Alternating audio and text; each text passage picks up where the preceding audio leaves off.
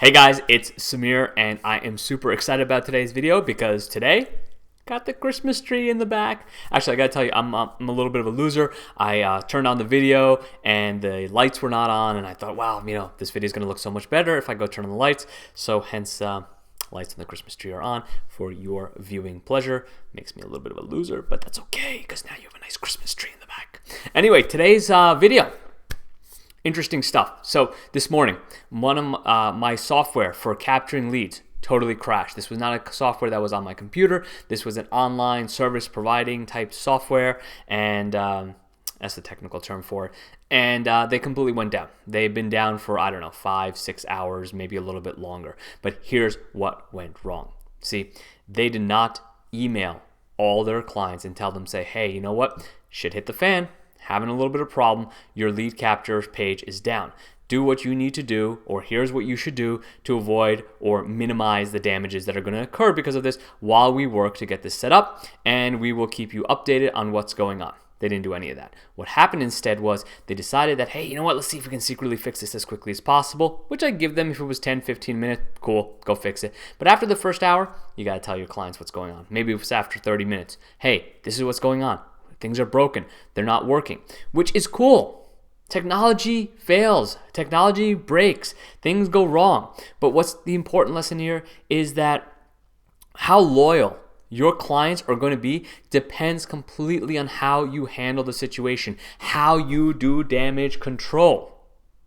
And I assure you, they're going to lose a tremendous amount of customers because of the way that they did damage control. They didn't do damage control. If they had simply sent out an email, which by the way, you know what? Here's the tangential part that if you went on Facebook, Twitter, wherever everyone was complaining, everyone just wanted to say, hey, send us an email, let us know what's going on, keep us in the loop, and let us know when we're going to be up and running.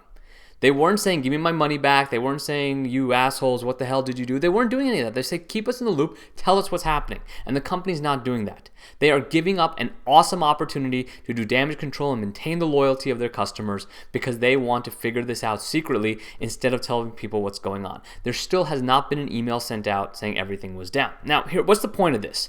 Is that people will stay loyal to you depending on how you handle difficult situations. It's kind of like writing a will. You don't really need to look at a will until someone dies or something goes wrong. It's like a contract. No one looks at a contract until something goes wrong.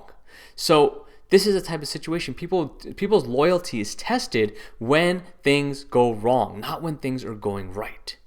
So I'm going to share with you a personal story about my royal screw up that taught me this lesson, that it's more important about how you handle damage control or how you do damage control than how you handle the situation at its onset. And this goes back to when I was just a lawyer. I was just an immigration lawyer. I wasn't doing all this fun marketing stuff.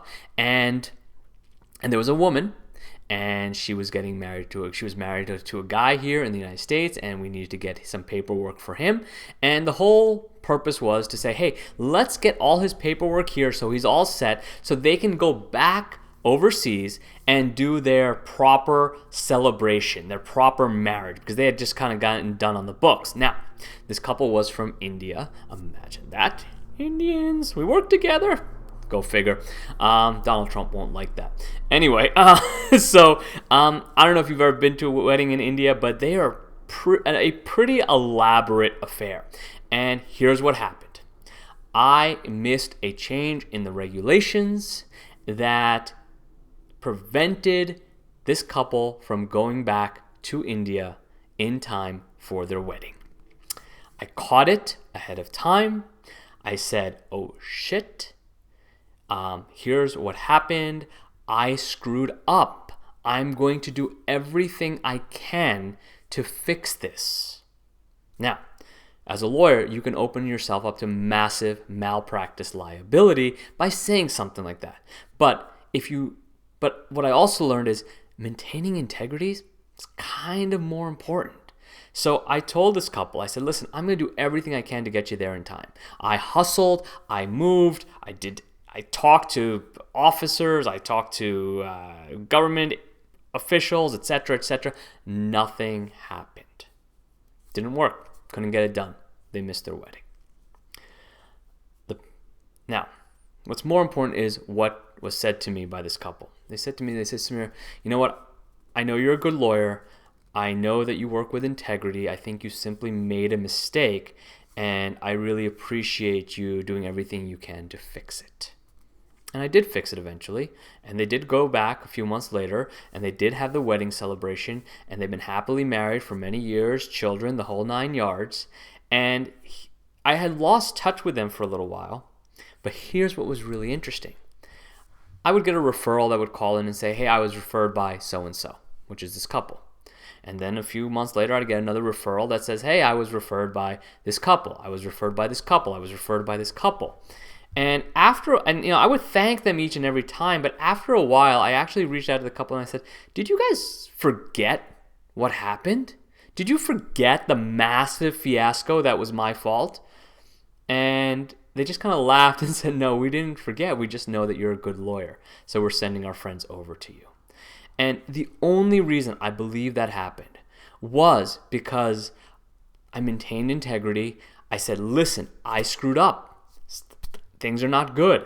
Things are bad. But, and here's the key sentence right here, I'm going to do everything I can to remedy the situation, to fix what I can. Because that is where people's loyalty comes in. That's when people know you genuinely care about them. When you genuinely care about your clients, they know. They stay loyal to you.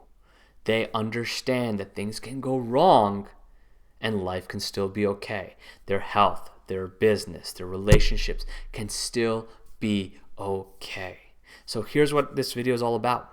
All I'm asking you to do is to remain in integrity, especially during the times when things go wrong and your people need you to be there for them. They need you to tell them what's going on. They need you to keep them informed. And I promise you, they will stay loyal. Thanks for checking out this video. And until next time, keep life simple. Always remember to play and make sure you light up your Christmas trees before you start the videos. I'll catch you guys soon. Take care.